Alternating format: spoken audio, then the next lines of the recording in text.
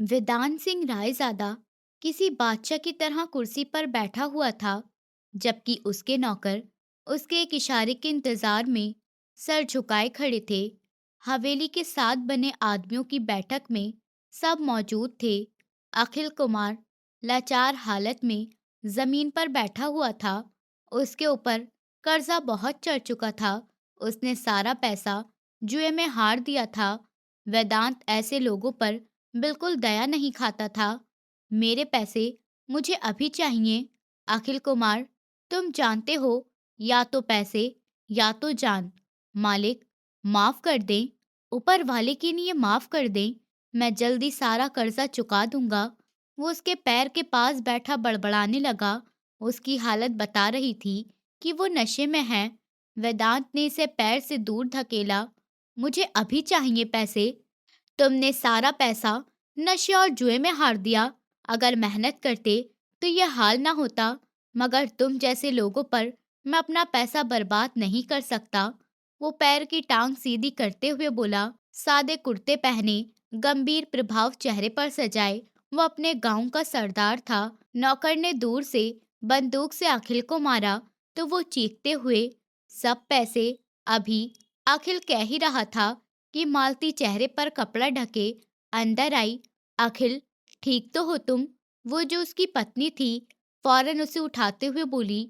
नौकर का उठा हुआ हाथ रुक गया। हाँ, ठीक हूँ मैं। तू क्यों आई यहाँ? तुझसे पैसे मांगे थे, तेरे पास नहीं थे। जा यहाँ से।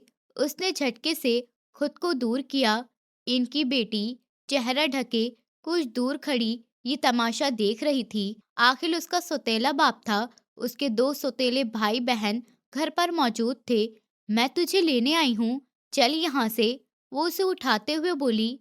कहाँ जा रहे हो अखिल कुमार? ऐसे तुम नहीं जा सकते। वेदांत की तेज आवाज गूंजी। उसके इशारे पर नौकरों ने बंदूक अखिल पर तानी तो उसके होश खत्म हुए। मालिक, जाने दे। मेरे पास पैसे नहीं हैं, मगर मेरी बेटी है, आप उससे शादी कर लें। उसने फौरन बोला तो मालती के साथ दूर खड़ी कायरा भी सहम गई। वेदांत ने एक नजर कायरा को देखा, जिसका वजूद चादर में छुपा हुआ था। उसका चेहरा साफ नहीं था। उसकी दादी लगातार उसके पीछे पड़ी हुई थी कि किसी तरह किसी लड़की से शादी कर ले, मगर वो इस बार बड़े नाम के परिवार में शादी करना नहीं चाहता था। उन्होंने वेदांत को 1 हफ्ते का वक्त दिया था। ये लड़की अगर उसकी पत्नी बन जाती तो सारी जिंदगी इससे दबकर रहती। कायरा वेदांत सिंह रायजादा के बारे में बहुत सी अफवाहें सुन चुकी थी। उसका रंग डर से सफेद पड़ गया। मुझे मंजूर है, शादी की तैयारी करो मनोज। उसने अपने खास नौकर को आदेश दिया। नहीं, मेरी बेटी है वो, मैं नहीं होने दूंगी। मालती चिल्लाई। बस खामोश। इस जगह औरतों की बात सुनी नहीं जाती। आदमी की एक जुबान होती है जिस पर फैसले होते हैं, और फैसला हो चुका है। वो अपनी चादर ठीक करते हुए उठा। नौकर ने मालती के सर पर बंदूक ताने उसकी जबान बंद कर दी। कायरा की नीली आंखों में डर फैल गया। इसे चीखने चिल्लाने का मौका भी नहीं मिला, क्योंकि अगर वो जरा सी भी आवाज निकालती तो क्या पता कौन सी गोली उसका सीना चीर जाती। हालांकि मालती लगातार आंसू बहा रही थी। कुछ ही देर में कायरा की शादी वेदांत से हो चुकी थी। इसे लाल दुपट्टा पहनाया जा चुका था। वो चुपचाप बैठी रही। वेदांत की दादी भी वहां मौजूद थी, जो मालती को तसल्ली देती, उसका ख्याल रखने का वादा करके इसे वेदांत के कमरे में ले जा रही थी। उसकी दुनिया कुछ ही देर में बदल चुकी थी। वेदांत का जो खतरनाक रूप उसने देखा था, उसके दिल में वेदांत के लिए डर बैठ चुका था। मुझे नहीं रहना यहाँ, मुझे जाना है आंटी, प्लीज, मुझे डर लग रहा है। उसने सुहासिनी जी को कहा, जो उसे वेदांत के कमरे में छोड़कर जा रही थी। ये कमरा नहीं, महल था जहां वो रहता था, मगर कायरा के लिए ये जगह किसी कैद से कम नहीं थी। बेटा, अभी की कोई बात नहीं। वेदांत दिल का अच्छा इंसान है। अच्छा हुआ तुम्हारे नशे करने वाले सौतेले बाप से जान छूट गई। वो आज नहीं कल तुम्हें किसी के भी हाथ बेच देता। ये तो अच्छा हुआ तुम्हारी शादी वेदांत से हो गई। उन्हें मनमोहक सूरत वाली कायरा बहुत पसंद आई थी। वेदांत के माता पिता कुछ साल पहले गुजर गए थे। ऐसे में वो उसकी पहली शादी के बाद उसका घर बसता हुआ देखना चाहती थी। पर मुझे अपनी माँ के पास जाना है। उसके आंसू पहली बार निकले। इससे पहले वो उसे समझाती, वेदांत कमरे में दाखिल हुआ। उसके कदमों की आवाज से कायरा की धड़कनें तेज हुई। दादी, आप जाएं, मैं देख लूंगा इसे। उसने चादर उतारकर कंधे से काउच पर फेंकी। आराम से वेदांत, ये लड़की अब तुम्हारी पत्नी है। उसका कंधा थपथपाकर सुहासिनी जी दरवाजा बंद करके चली गईं। तुम डर की वजह से नीली पड़ी हो बेबी डॉल। वेदांत अपनी नजर ऐसी नाजुक दुल्हन पर झुकाए हुए था, जबकि वो उसके सामने कांप रही थी, कांपती मरने के करीब थी। आपने अपनी पहली पत्नी का कत्ल किया था? वो पूछ रही थी। हाँ, ये सच है, उसने सुकून से कहते कायरा का सुकून भग से उड़ा दिया। सारी दुनिया को इस हकीकत का पता था कि वेदांत सिंह रायजादा ने हॉस्पिटल के बिस्तर पर अपनी पहली पत्नी का कत्ल किया था, पर कोई ये नहीं जानता था कि वो बदचलन थी, जिसकी वजह से ऐसी बीमारी लग गई थी। वो इस कदर तकलीफ में थी कि वेदांत को दुनिया की हर चीज की कसम दे डाली कि उसका लाइफ सपोर्ट सिस्टम हटा दे, क्योंकि वो खुदकुशी नहीं करना चाहती थी। इसलिए मजबूर होकर वेदांत ने लाइफ सपोर्ट सिस्टम हटा दिया और यूं वो अपनी पहली पत्नी का कातिल कहलाया, जिसकी वजह से दौलत के लालच में कायरा की शादी वेदांत से कर दी। आप मुझे भी मार डालेंगे? वो मासूमियत से पूछती। वेदांत का दिल लूट गई। हाँ, लेकिन अलग अंदाज से। इससे पहले कोई हिम्मत करता, वो बेहोश होकर उसकी बाहों में भर गई। उसने एक नज़र उसके चेहरे को देखा। मासूमियत छाई हुई थी। बेबी डॉल, तुम तो मेरा हाथ लगाते ही बेहोश हो गई। मेरे साथ कैसे होगा तुम जैसी नाजुक जान का गुजारा? वो बड़बड़ाते हुए इसे बेड पर लिटाता खुद भी फ्रेश होने के लिए चला गया। वो फ्रेश होकर वॉशरूम से निकला, जहां वेदांत अब अपने रोजाना के मुताबिक उठ चुका था। उसका कसरती जिस्म पर सिर्फ बनियान और ट्राउजर मौजूद था। कायरा को नौकरानी सुबह ही कपड़े दे गई थी। उसने बेबी पिंक रंग का सूट पहना था। कायरा ने एक नज़र डालकर वापस निगाह नहीं उठाई और वहीं बैठकर अपने नाखून कुतरने लगी। वो ये सोचकर परेशान हो रही थी कि सारी रात वो उसके बराबर में बेखबर सो रही थी। अगर वो इसे मार भी देता तो आवाज भी नहीं निकल पाती। सुनो लड़की, तुम्हारा नाम क्या है? वो ठीक उसके सामने खड़ा हो गया। मेरा नाम कायरा है। वो नजर झुकाए बोली। उसके आगे वो बिल्कुल चुप सी गई थी। और उम्र में तुम बहुत ज्यादा छोटी लग रही हो। वो सीने पर हाथ बांधे बोला। इससे कायरा की उम्र इसे कायरा की उम्र 18 साल लग रही थी। खुद पर भी गुस्सा आया। काश वो शादी से पहले एक नजर उसकी चादर उठाकर देख लेता। उसने एक बच्ची से शादी कर ली थी। शायद। मेरी उम्र 19 साल है। वो झिझकते हुए बोली। वेदांत को 19 भी अपने हिसाब से कम लग रही थी। तुम कुछ खाती पीती नहीं हो क्या? बच्ची से शादी कर ली है मैंने। वो कायरा को अपने मुकाबले खड़ा करते बोला, जो उसके कंधों से भी नीचे आ रही थी। बोलो, क्या तुम्हें नहीं पता पति पत्नी का रिश्ता क्या होता है? जिस तरह वो उसके डर से बेहोश हुई थी, शायद वो इस रिश्ते से अनजान थी। जी पता है। पता है। पति पत्नी के साथ रहता है।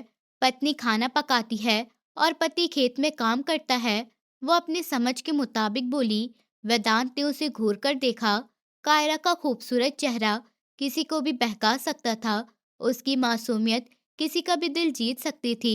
उसने बेकाबू होते कायरा के लबों को फिर गर्दन को चूमा।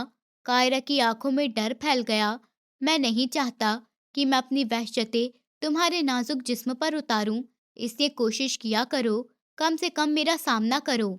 जब तक तुम बड़ी नहीं हो जाती, तब तक मैं मोहलत दे दूंगा, मगर उसके बाद तो पूरी मेरी होगी। ये लफ्ज इसलिए हैं ताकि तुम्हें याद रहे कि तुम किसकी हो। इस पर लबों और दांतों के निशान छोड़ते अपनी मिल्कियत साफ करते हुए दूर हुआ। कायरा की कपकपी और बढ़ गई थी। इस पर एक नजर डालकर वो वॉशरूम में बंद हो गया। कायरा को होश दरवाजे पर होती दस्तक से आया। बीबी जी, आपको मैडम साहिबा बुला रही हैं। नौकरानी ने हाथ बांधे कहा।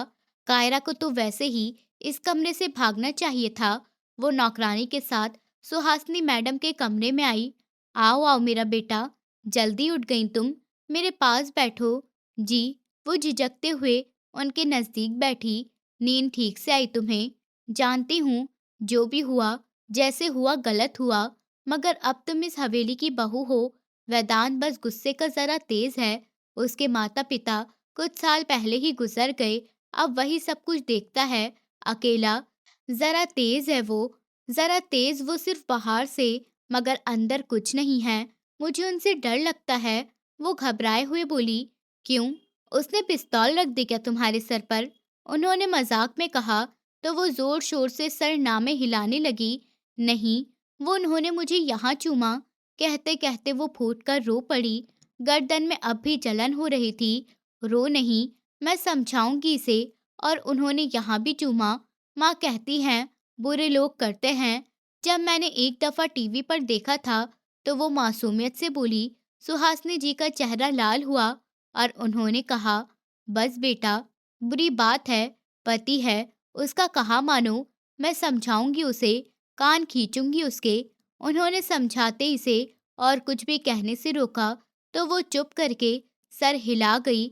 मुझे तलाक चाहिए इनसे, मुझे नहीं रहना। वो मुझे ऐसे करके मार देंगे। उसका डर किसी सूरत कम नहीं हो रहा था।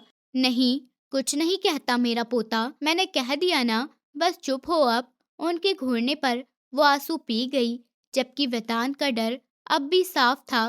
कायरा को सबक सिखाने का सोचता हुआ जबड़े भींचते अपने कमरे में दाखिल हुआ था और सोफे पर फैलकर बैठ के वो उसके आने का इंतजार करने लगा। कायरा इसे हल्के में ले रही थी, पर ये बात वेदांत को बिल्कुल पसंद नहीं थी। वो सोफे पर फैलकर बैठ के अपने दोनों पांव मेज पर रखते सिगरेट निकाल चुका था। बहुत कम वो सिगरेट पीता था।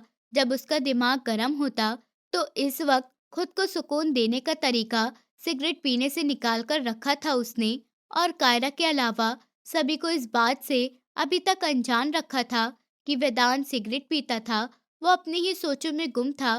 तब दरवाजे पर दस्तक हुई तो वेदांत कश लगाते मुड़ा। दरवाजे को देखा जहां वो नजरें झुकाए खड़ी थी। अंदर आ जाओ, उसने सख्त लहजे में कहते कायरा का सांस रोक दिया। वो गला निगलते अंदर आई थी। पूरा वजूद कांप रहा था। मेरे कपड़े निकालो। ये सामने अलमारी में से उसने आदेश दिया। पिंक कलर की घुटनों तक जाती गोल घेरदार कमीज के नीचे पिंक ही ट्राउजर पहने, सर पे पिंक दुपट्टा डाले, वो डर से वेदांत के कपड़े निकाल रही थी। वेदांत ने सर से पांव तक तिरछी नजरों से उसको घूर कर देखा। उसकी काली आंखें ट्राउजर जो कि घुटनों से जरा ऊपर थीं, इसी वजह से उसके दूधिया पांव और घुटनों पर थीं। कायर अपनी पीठ पर उसकी चुपती नजरों को महसूस करती डर से शरीफ बनकर अलमारी को बंद करते बोली। वेदांत ने लाल नजरों से उसके सफेद पांव को देखा और कश लगाते धुआं अपने अंदर उतारा। कायरा इसे सिगरेट पीता देख रही थी और अब इसे और डर महसूस हो रहा था। वेदांत की ये खामोशी इसे किसी बड़े तूफान का आभास लगी थी। वो अलमारी बंद किए सामने एक बड़ी आयरन स्टैंड की तरफ बढ़ी। उसके हाथ में वेदांत का एक ब्लैक सूट था। वेदांत का डर भी इस कदर था कि कायरा को लगा कि बस अभी गिरी या फिर अभी। उसने जल्दी से कपड़े प्रेस करते वेदांत को नजरअंदाज करना चाहा, मगर उसे उठता महसूस करते उसका हाथ कांपने लगा। उसका नजरअंदाज करना वेदांत को और गुस्सा दिला गया था। उसके भारी कदम अपनी तरफ उठते देखकर कायरा को ऐसा लग रहा था कि आज उसका आखिरी दिन था। वेदांत ने सिगरेट पाव के नीचे कुचली और चलते कायरा के करीब उसकी पीठ पर खड़ा हुआ। जल्दी करो। अपने कान के करीब उसकी भारी ठंडी आवाज सुनते वो डर से कांपने लगी। वेदांत ने आदेश देने वाले अंदाज में कहते साथ ही उसके सर से दुपट्टा सरकाया। कायरा का सांस सीने में दबसा गया। वेदांत की सांसें भारी होती तेज खुशबू से उसकी हवा महकने लगी। वेदांत ने हाथ उसके सुनहरी बालों में फेरते चुपते नाक करीब ले जाते इनकी खुशबू को खुद में उतारा। कायरा का पूरा वजूद कांप गया। सुनहरी आंखों में डर की कई लाली आने लगी। वो डरा रहा था इसे या फिर धीरे धीरे अपना घेरा तंग कर रहा था। कायरा को अपना वजूद उसकी निकटता में झुलसता हुआ महसूस होने लगा। हो गए, कायरा ने झट से मुड़ते कपड़े उसके सामने करते कहा तो वेदांत, जो झुकते उसके बालों की खुशबू को खुद में उतार रहा था, झटके से कायरा के मुड़ने पर उसके चेहरे को ध्यान से देखने लगा। कायरा ने डर से आंखें बंद कर ली। वेदांत ने गहरी नजरों से उसके सुंदर चेहरे, गुलाबी होठों पर, फिर कांपती पलकों को देखा। उसने झुकते अपनी ठंडी सांसें उसके चेहरे पर फूंकी और कपड़े लिए वॉशरूम की तरफ बढ़ा। कायरा ने आंखें खोलकर देखा, जो वॉशरूम की तरफ जा रहा था। खाना लाओ, अगला आदेश सुनते वो ठक से दरवाजा बंद कर गया। कायरा, जो अभी जान बची पर खुलकर सांस भी नहीं ले पाई थी, उसके नए आदेश पर ठिठक कर रह गई। वो कमरे से बाहर निकली। इससे पहले कि वो शावर लेकर आए, मैं खाना रखकर भाग आऊंगी। वो खुद से योजना बनाए, जल्दी से खाना गर्म करके ट्रे सजाए, दोबारा से ऊपर अपने रूम की तरफ बढ़ी। कायरा के चेहरे पर फैली सारी खुशी गायब हो गई थी जब नजर ड्रेसिंग मिरर के सामने खड़े वेदांत पर पड़ी, जो परफ्यूम की सारी बोतल खुद पर उड़ेल रहा था। रुक क्यों गई? जल्दी आओ। इसे यूं स्तर देखा, वेदांत ने तेज आवाज में पुकारा तो वो जल्दी से अंदर आई और फौरन से मेज पर खाना रखते वो भागने लगी कि वेदांत की आवाज ने इसे रोक दिया।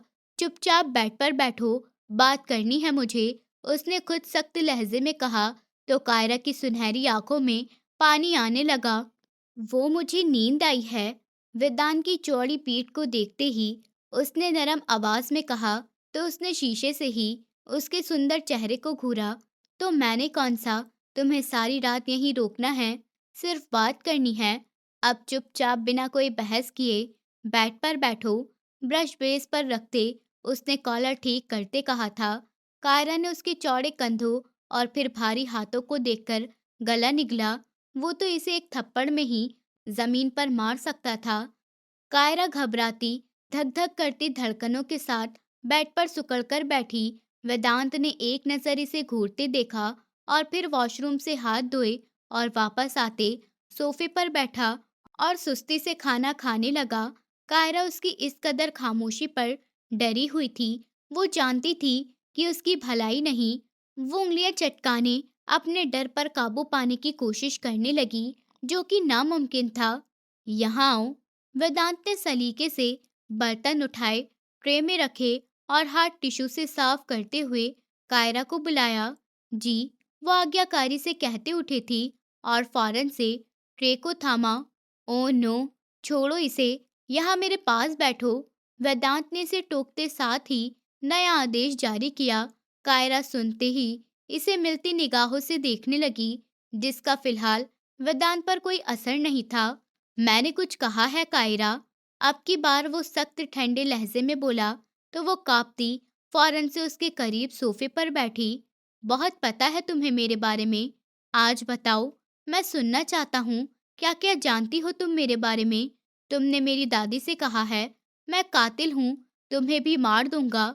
अब की बार पूरा उसकी तरफ मुड़ गया था, जो सर झुकाए मौत के डर से सांसें रोके बैठी थी।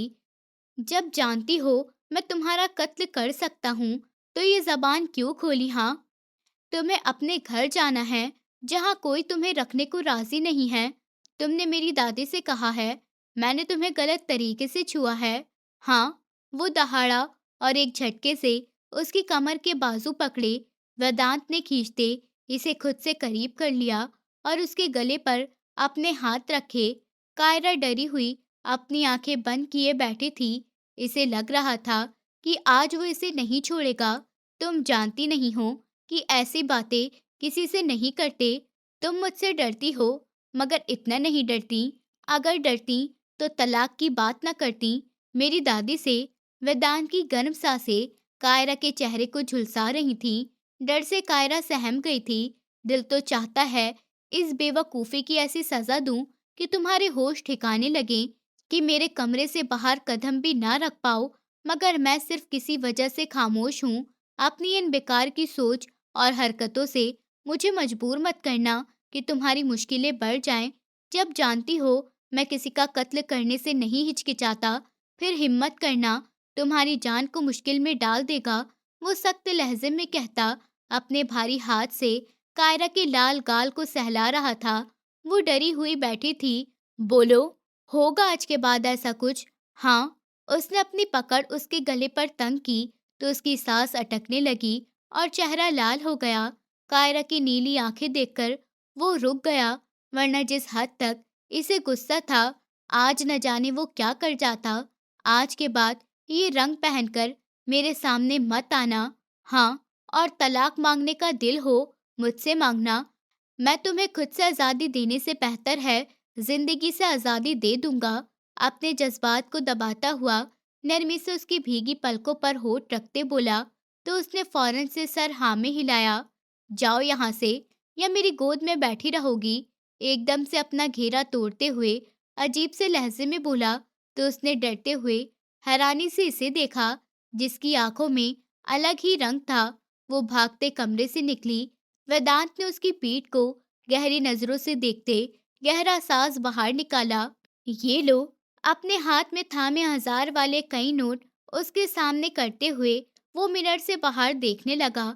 इन्हें साथ रहते अब 3 दिन हो चुके थे, जिसमें इन दोनों का सामना बहुत कम हुआ था।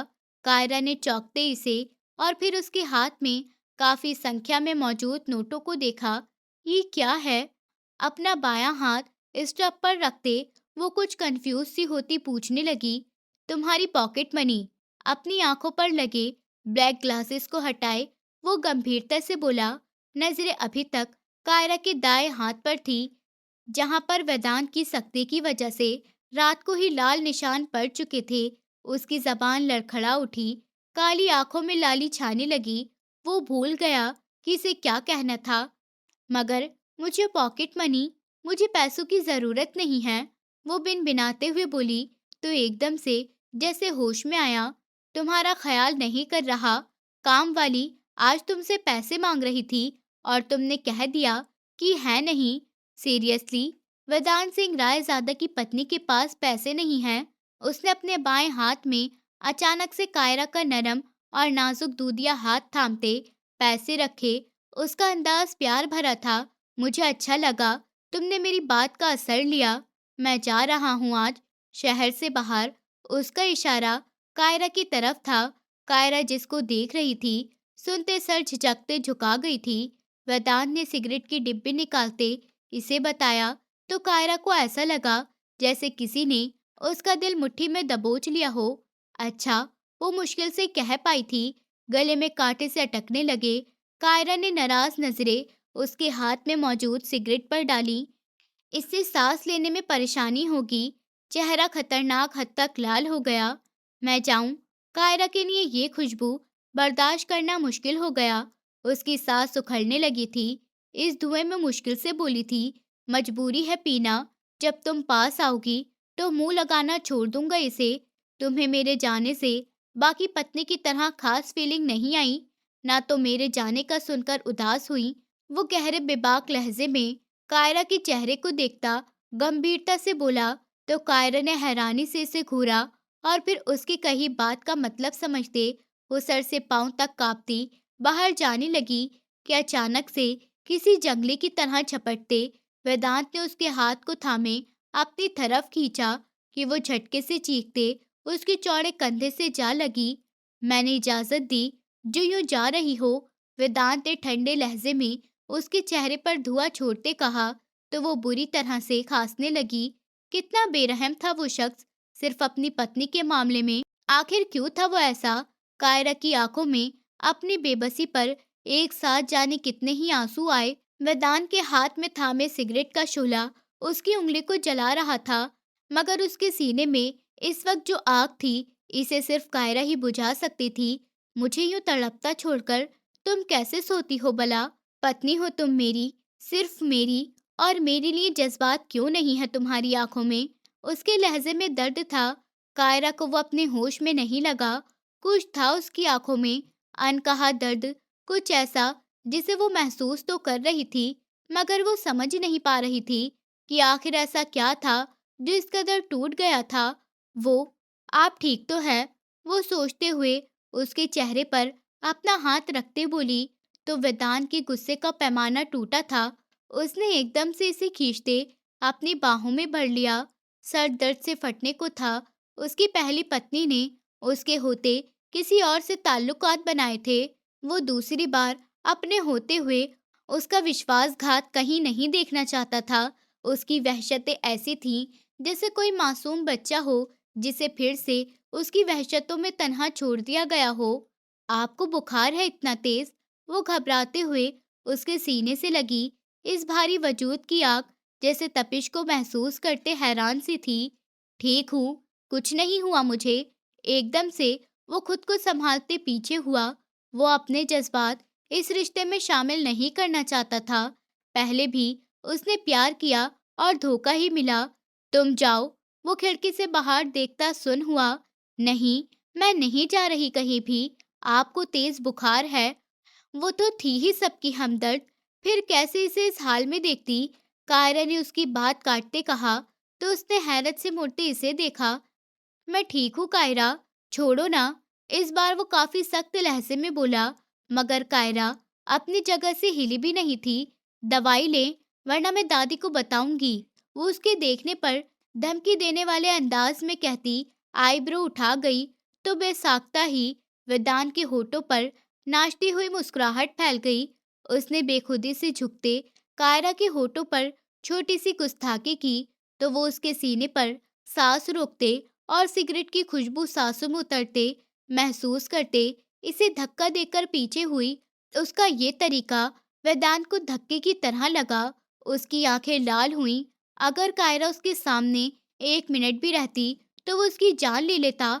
मैंने कहा, जाओ यहाँ से। अभी वो दहाड़ा और मोबाइल उठाकर दीवार पर दे मारा।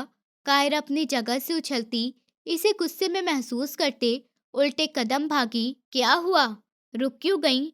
इसे कमरे में आता देखकर वो बोला। उसने नौकरों का आदेश देकर कायरा को सूप बनाने का कहा था। हाँ नहीं मतलब, आप पहले शर्ट डालें। वो शर्मिंदा सी होती अपने निचले होठों पर जबान फेरते गला निकलते वो मुश्किल से बोल पाई थी। वेदांत जो दोनों हाथ पीछे बेड पर फैलाए लेटते से अंदाज में बैठा था, उसके माथे पर बल नमूदार हुए, उस सोच में डूबा हुआ। और फिर एकदम से जैसे से समझ आया था, वो सर हिलाए जगह से उठा और अपनी ब्लैक शर्ट निकाले और कफ पीछे को मोड़ता ऊपरी दो बटन खुले छोड़कर नीचे वाले सब बटन बंद किए बेड की तरफ आया और गुस्से से कायरा की पीठ को घूरा जो पीठ किए खड़ी थी। पहन ली कायरा मैडम। वो दांत पर दांत जमाए बदमिजाज होते हुए बोला था, जबकि कायरा ये सुनती शुक्र का सांस निकालते बाउल उठाए मुड़ी। ये ये उनको भी बंद करें। कायरा की नजरें सीधे उसके खुले बटनों में से झलकते मजबूत सीने पर ठहरी। वो गला निकलते आंखों में शर्म के प्रभाव लिए बोली, तो वेदांत दांत पीसते जगह से उठा। कायरा ने आंखें फैलाईं, इसे देखा जो तेजी से उसकी तरफ बढ़ रहा था। कायरा डरती पीछे हुई दीवार से जा लगी।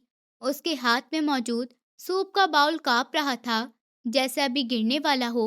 वेदांत ने आगे बढ़ते तेजी से बाउल थामा, मेज पर रखा और फिर वापस मुड़ते अपने दोनों हाथ दीवार पर कायरा के दाएं बाएं जमाए। वो बहुत गौर से उसकी डरती पलकों को देखने लगा।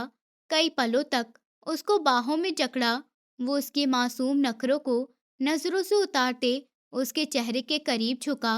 वेदांत की सुलगती गर्म सांसें कायरा को अपने चेहरे पर महसूस हो रही थीं, मगर वो कांपते वजूद से, कांपती टांगों से मुश्किल से खड़ी थी। माना कि शरीफ हो, मगर इतना भी नहीं हो। उसका इशारा कायरा की कही बात की तरफ था। वो झुकते उसके कान की लो पर होठ रखते अपने होठ वहां से नीचे को सरकाता कायरा की गर्दन पर सौंप दिया। कायरा ने डरते वेदांत की मूंछों की चुभन को महसूस करते अपने हवासों पर भारी होती उसकी जानलेवा मधुर खुशबू में गहरा सांस भरते अपने डर पर काबू पाना चाहा, जबकि वेदांत जैसे अपने होठ कायरा की गर्दन पर रखे पलटना ही भूल चुका था। वो बस एक जगह खड़ा अपने होठ उसकी गर्दन पर एक ही जगह रखे जाने कितनी ही देर उसके नाजुक वजूद की खुशबू को खुद में भरने लगा।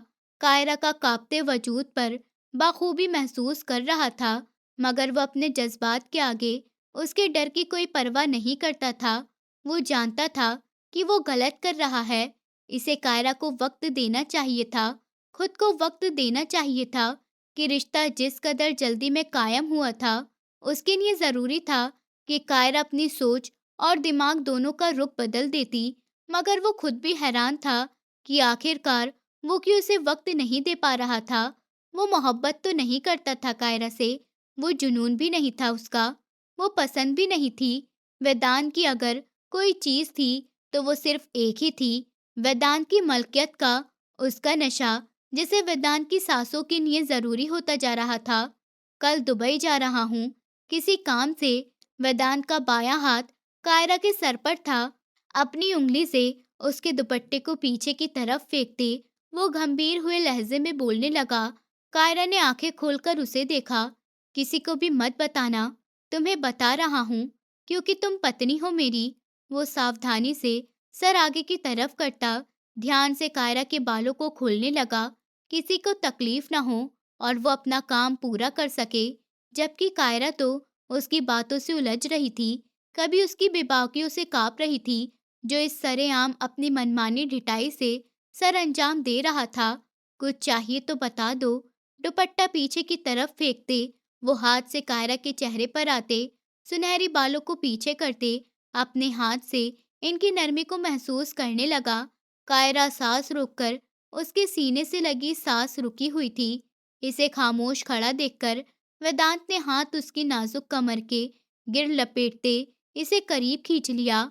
कायरा का दिल जैसे उछल के गले में आया था। वेदांत की आंखों में झलकता जुनून वो पहले ही देख चुकी थी, जब जल्दी से वापस जाने का सोचती थी। मगर वेदांत की इजाजत के बिना ऐसा कैसे हो सकता था? बोलो, कुछ चाहिए? वेदांत ने नरमी से उसके सर के पीछे से बालों में हाथ डाले, नरमी से खींचते कायरा का चेहरा ऊपर की तरफ किया। उसकी भटकती नजरें कायरा के कांपते गुलाबी होठों पर थीं। वो बेबसी से उसके मजबूत घेरे में कैद खड़ी थी। मेरा कॉलेज, वो मुश्किल से लड़खड़ाई आवाज में बोलने लगी कि एकदम से झुकते वेदांत ने मधोशी से कायरा के नाजुक होठों को अपनी पकड़ में लिया। कायरा अपने होठों पर वेदांत की पकड़ महसूस करती अपने तेज होती धड़कनों से बेजान सी आंखें बंद खड़ी थी। जबकि वेदांत आज पहली बार अपना हक होते उसकी सांसों से करीब उसकी खुशबू को अपनी सांसों में भरने लगा। वो किसी पागल की तरह इस नाजुक वजूद पर अपना साया किए उसकी सांसों को खुद भी उलझाए, इसे खुद भी उलझता जा रहा था। कायरा के विरोध दम तोड़ चुकी थी, जबकि वेदांत की मूंछों की चुभन अपने होठों पर बाखूबी महसूस कर पा रही थी। वेदांत आज उससे अपने सारे हक ले रहा था।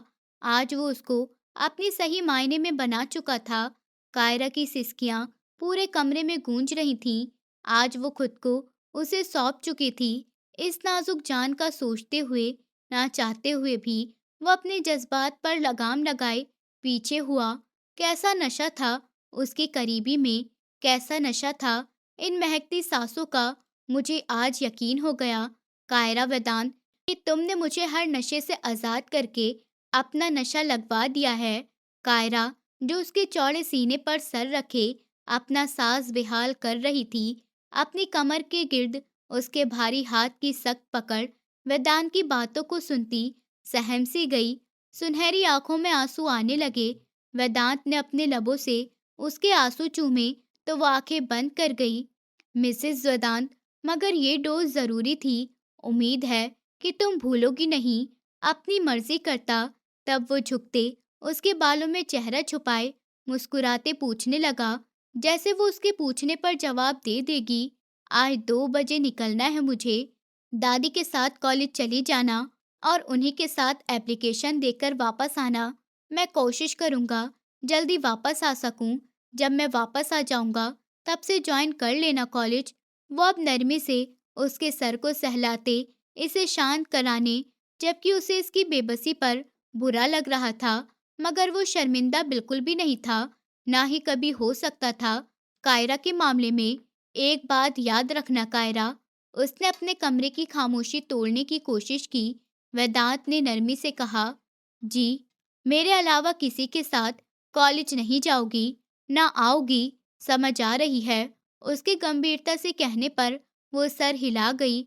नींद आ रही है, इस पर भी उसने जोरों शोरों से सर हिलाया। अच्छा जाओ, रेस्ट करो।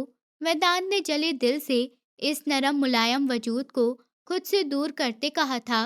कायरा ने जल्दी से अपने दुपट्टे को ढूंढा और दुपट्टा और क्लेचर लेकर उल्टे सीधे कदमों से भागते बाहर निकली। वेदांत ने मुस्कुराते आश्चर्य से सर हिलाया और चलते बेड के करीब गया। एक नजर बाउल को देखा। उसने बाउल को थामा था। सूप अच्छा खासा ठंडा हो चुका था, जिसका कसूरवार खुद ही था। जब भी बिना सोचे वो बाउल उठाए मुंह लगाता, एक ही सांस में सूप पी गया। टेस्ट अच्छा नहीं था, मगर पहली बार के हिसाब से अच्छा बना था। उसने एक नज़र घड़ी को देखा। रात के 11 बज रहे थे। वो सो नहीं सकता था। कुछ ही देर में से निकलना था। जब वॉच पर वक्त देखा तो वो गहरा सांस लेते उठा। आज वेदांत 3 दिन बाद वापस आया था, लेकिन थकान होने के बावजूद उसने खुद कायरा को कॉलेज छोड़ा था। कायरा को छोड़कर वो घर आकर वापस सो चुका था। उसने घड़ी में जैसे ही वक्त देखा, जहां उसकी छुट्टी से 1 घंटा ऊपर हो चुका था, उसने फौरन से चाबी उठाई और बाहर की तरफ भागा। कायरा को इंतजार करते आधे घंटे से ऊपर हो चुका था। उसके पास मोबाइल भी नहीं था जो वो वेदांत को कॉल कर सकती। पूरा कॉलेज खाली हो चुका था। ऐसे में चौकीदार ने इसे किसी के लेने आने का बताया तो वो बैग संभालती बाहर गई, मगर किसी अजनबी को देखकर ठिठकी। मुझे वेदांत ने भेजा है आपको लेने, उन्हें देर हो जाएगी। और इसलिए पहले तो वो बहुत विनम्र से बोला। कॉलेज में भी सिर्फ चौकीदार ही बचा था। कायरा कुछ देर सोचने के बाद उसकी गाड़ी में बैठ गई। गाड़ी स्टार्ट होने के बाद थोड़ी ही दूर रास्ते में रुकी। वो आदमी पीछे वाला दरवाजा खोलकर उसके साथ बैठ गया। ये आप क्या कर रहे हैं? कायरा को सब कुछ गलत होने का एहसास हुआ। वेदांत से बहुत हिसाब निकलते हैं, लेकिन आज उसकी कमजोरी मेरे हाथ में आ गई है। उसने कहा, छोड़ो मुझे, वेदांत के पास जाना है। जाने दे मुझे प्लीज। मैं ऐसी लड़की नहीं हूँ। वो छटपटाई, मगर इस आदमी ने इसे अपने शिकंजे में जकड़ा हुआ था। कायरा ने खुद को छुड़वाने के लिए उसके हाथ पर काटा और बाहर की तरफ भागी। वो आदमी भी उसके पीछे गया। इतने में वेदांत जो इसे लेने आ रहा था, उसे यूं भागता देखकर गाड़ी रोककर नीचे उतरा। कायरा उसके सीने से जा लगी। उसका पूरा वजूद डर से कांपने लगा। वेदांत, वो ये आदमी, वो कहते कहते रोने लगी। वेदांत इसे खुद से अलग करते इस आदमी की तरफ बढ़ा। माफ कर दो वेदांत, मैं बस। इस आदमी की जबान लड़खड़ाई। वो वेदांत की बेरहमी से वाकिफ था। इस हाथ से छुआ था न इसे। वेदांत ने उसका बाजू मरोड़ा। आवाज के साथ उसकी हड्डी टूट गई। फिर उसने इस आदमी को मारना शुरू किया, तब तक जब तक उसकी नाक से खून ना आ गया। उसके हाथों पर अब भी खून लगा हुआ था। वो कदम कदम बढ़ता कायरा की तरफ आया। उसने कायरा से एक लफ्ज नहीं कहा, बस इसे लेकर गाड़ी में सवार हो गया। वो घर आ चुका था। उसके दिमाग में हर वक्त कायरा का ख्याल चलता रहता। वो जानता था कि वो कभी भी इससे बेवफाई नहीं करेगी, मगर किसी भी मर्द को उसके नजदीक देखकर इसे अपनी पहली पत्नी का दिया हुआ धोखा याद आ जाता था। वो हवेली में अंदर आया ही था कि सामने का मंजर उसका खून खौला गया। कायरा किसी नौकर को सामान की पर्ची दे रही थी, जो कि अधेड़ आदमी था, मगर उसकी नजर में वो बस आदमी था। वो तनकर आगे बढ़ा और कायरा को झटके से मोड़कर अपने सामने किया। उसके बाएं हाथ का थप्पड़ कायरा के नाजुक गाल पर निशान छोड़ता चला गया। क्या कर रही थी तुम यहाँ? मना किया है ना मैंने यूं किसी आदमी से बात करने को। उसने कहा था वो दोबारा हाथ नहीं उठाएगा, मगर अब भी ऐसा ही हुआ। वजह भी एक ही थी। वो मुंह पर हाथ रख के बेबसी से देखने लगी। तुम्हें मेरी बात शायद समझ नहीं आई थी। बहुत शौक है तुम्हें मेरी आंखों में धूल झोंकने का। हाँ, वो चिल्लाया। वो मुड़ा और इस नौकर को जमीन पर पटक दिया। शोर की आवाज से सुहासिनी जी भी आ गईं। उन्होंने जब देखा कि हवेली के इतने पुराने नौकर को मार रहा है, तो खुद आगे बढ़ी। क्या हो गया है तुम्हें? होश में तो हो, इन्हें क्यों मार रहे हो? सुहासिनी जी की आवाज पर उसने एक लात उसके वजूद को मारी। वो जैसे पागल होने को था। आप नहीं जानती, ये मुझे धोखा दे रही है। वो इधर से उधर चीजें फेंकते हुए चिल्लाया। सुकून में आ जाओ वेदांत, ऐसा कुछ नहीं है। वो बेबसी से बोली। इस नौकर को सुहासिनी जी के इशारे पर उठाकर ले जाया जा चुका था। कायरा के चेहरे पर छपे उंगलियों के निशान सुहासिनी जी को अफसोस में डाल रहे थे। कायरा जैसी नाजुक सी लड़की का बहुत बुरा हाल किया था वेदांत ने। कायरा भी वैसी है, मैंने कहा था ना, सारी औरतें एक जैसी होती हैं। वेदांत अब कायरा की तरफ बढ़ा। कायरा, जो इस वक्त सदमे और डर की मिलीजुली स्थिति में थी, अपने होश खोती जमीन पर ढह गई। सुहासिनी जी फौरन चिल्लाई, जबकि वेदांत एक पल के लिए स्थिर रह गया। आंखों में से खो देने का डर समा गया। गाड़ी निकालो जल्दी, कायरा को होश नहीं आ रहा। सुहासिनी जी की पुकार पर जैसे होश में आया, उसका बेहोश वजूद बाहों में भरे वो बाहर की तरफ भागा। सुहासिनी जी उसके पीछे गईं। आप इनके साथ हैं, इनके पति कहाँ हैं? प्लीज इन्हें बुलाएं। डॉक्टर ने सुहासिनी जी से कहा। जी मैं हूँ कायरा का पति। वो गला खनकार कर बोला। आप जानते भी हैं इनकी शारीरिक हालत क्या है। वो इतनी कम उम्र हैं और ऊपर से गर्भ अवस्था की जटिलताएं।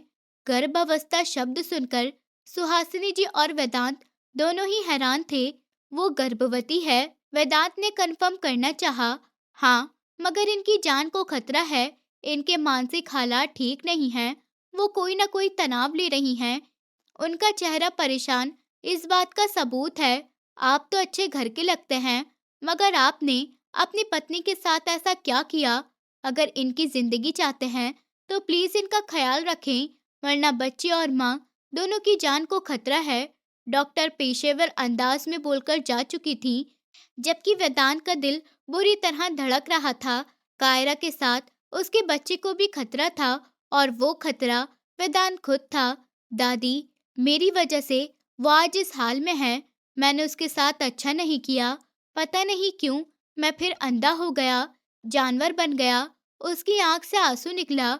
जिस शख्स को तुमने मारा है वेदांत, वो हवेली का बहुत पुराना नौकर था। अपनी पत्नी पर शक करोगे इस तरह तो वो डर डर कर मर जाएगी। और देखो उसकी हालत। मैं क्या करूं दादी, मुझसे देखा नहीं गया कि सामने कौन है। मेरा दिमाग मेरे बस से बाहर था। गुस्सा आया तो सारा इस नाजुक जान पर उतर गया। दादी, मैं बहुत बुरा हूँ। अब की बार वो ऊंचा लंबा मर्द फूट फूट कर रो दिया। तुम्हें खुद को ठीक करना होगा। तुम्हारे आने वाला बच्चा ऐसे माहौल में कैसे परवरिश पाएगा? तुम क्या चाहते हो? सारी जिंदगी वो अपने बाप को शक करते और अपनी माँ को मरते हुए देखे। मैं कायरा के काबिल नहीं हूँ दादी। मुझे इससे दूर चले जाना चाहिए, क्योंकि मैं हर बार वही गलती दोहराता हूँ। इस हालत में अगर मुझसे कुछ हो गया, मैं अपनी औलाद का कातिल नहीं बनना चाहता। उसका अंदाज टूटा हुआ था। अगर तुम इसे छोड़ भी दोगे, तब भी तुम्हारे बच्चे को बटी हुई जिंदगी मिलेगी। इससे बेहतर है कि तुम खुद को सुधारो। कायरा बहुत मासूम है। वो तुम्हारी पहली पत्नी जैसी नहीं है। दादी, उसके किरदार की गवाही मेरा दिल देता है, मगर ये दिमाग है जिसमें खराबी भरी हुई है। मैं खुद को कभी माफ नहीं कर पाऊंगा।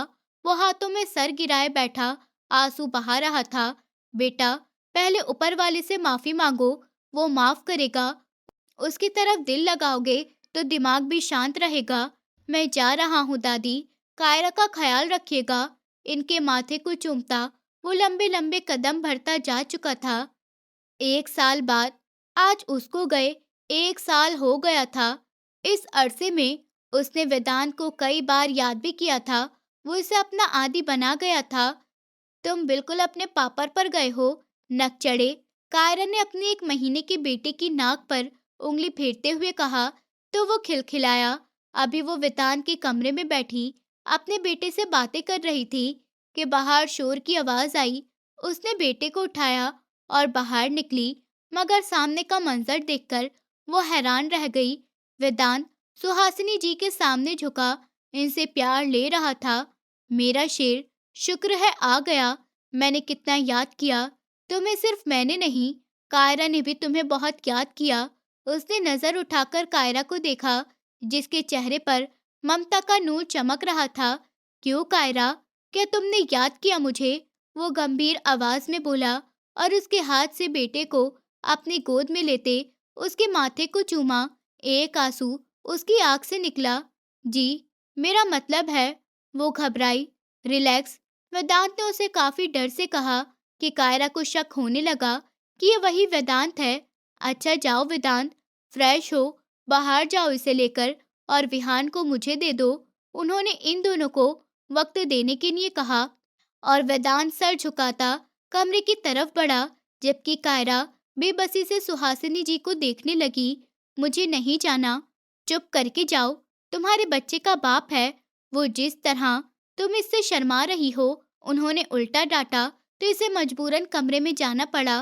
वेदांत सर झुकाए कायरा को गहरी नजरों से देखता। आपको कुछ चाहिए तो नहीं? वो उंगली मरोड़ते हुए बोली। नहीं, सिर्फ तुम। उसने हाथ बढ़ाकर कायरा को खींचकर अपने ऊपर गिराया। उसका सर सीधा उसके चौड़े सीने से टकराया। हल्की सी सिसकी उसके मुंह से निकली। मुझे माफ कर दो कायरा, उस वक्त मैं तुमसे माफी मांगता और फिर से वही दोहराता। अब मैं पूरी तरह बदल गया हूँ। मैंने ये वक्त खुद को संवारने में लगाया है। मनोचिकित्सक से सेशन लिए, सिर्फ तुम्हारे लिए सर से पांव तक खुद को बदल दिया। पर आप मुझे छोड़ गए उस वक्त, जिस वक्त मुझे सबसे ज्यादा आपकी जरूरत थी। अपने बेटे के पैदा होने पर भी नहीं आए। उसका शिकायत सही थी, पर मैं अब यहाँ हूँ। तुम पर हाथ उठाकर शक करके मैं अपनी नजरों में गिर गया था। बहुत मुश्किल से खुद को बदला है मैंने, पर तुम्हारे सामने आकर मेरा सारा हौसला और हिम्मत खत्म हो चुकी है। इसे सीने से लगाए वो ऊंचा लंबा मर्द फूट फूट कर रो दिया। आप रोए नहीं प्लीज, मुझे पाप चढ़ेगा। उफ कायरा, तुम बहुत ज्यादा मासूम हो मेरी जान। वेदांत ने मोहब्बत से भरे होकर उसके चेहरे का एक एक नक्श चूमना शुरू कर दिया। कायरा इतने दिन बाद ये छुअन पाकर अपनी धड़कनें संभालने लगी। तुम अब मेरी जान भी ले लोगी तो उफ नहीं करूंगा, आजमा कर देख लेना। बस मुझे माफ कर दो। वो एकदम से उठकर उसके पैरों में बैठ गया। कायरा की हैरत कम होने का नाम नहीं ले रही थी। इस कदर वो बदल चुका था कि नाकाबिल यकीन था। दूसरों को अपने कदमों में लाने वाला घमंडी शख्स आज उसके कदमों में बैठा उससे माफी मांग रहा था। शक और गलतफहमी किसी भी रिश्ते को खा जाती है। वेदांत, पति पत्नी का रिश्ता तो बड़े ही भरोसे पर है। मैं जानती हूँ आपकी पहली पत्नी ने आपको धोखा दिया है, मगर कुछ औरतें अपनी औरत होने का सबूत भी रखती हैं। उसकी इतनी गहरी कही बात पर वेदांत की गर्दन और शर्मिंदगी से झुक गई। मुझे माफ कर दो कायरा, प्लीज। हर पल मैं तुम्हारे लिए तड़पता हूँ। एक एक रात मैंने कांटों पर गुजारी है, मगर मैंने सोच लिया था कि जब तक मेरे सेशन पूरे नहीं होते, मैं तुम्हारे काबिल नहीं बन जाता। मैं वापस नहीं आऊंगा। उसने कायरा के हाथों को अपने हाथों में लिया। मैंने आपको माफ किया। माफ करने वाले को ऊपर वाला भी पसंद करता है। वो झिझकते हुए बोली। तो वेदांत खुशी से उसके लबों पर झुका। क्या कर रहे हो? कोई आ जाएगा। कोई नहीं आता। मैं विहान के बहन भाइयों की तैयारी कर रहा हूँ। वो शरारती अंदाज से बोला। अब तो कायरा शर्माकर उसके सीने में सर छुपा गई। दोस्तों, उम्मीद करती हूँ आपको हमारी कहानी पसंद आई होगी। कहानी पसंद आई है तो वीडियो को लाइक करें। चैनल पर नए हैं तो चैनल को सब्सक्राइब करें और हाँ, नोटिफिकेशन बेल को ज़रूर दबाएं ताकि अगली अपडेट सबसे पहले आपको मिले।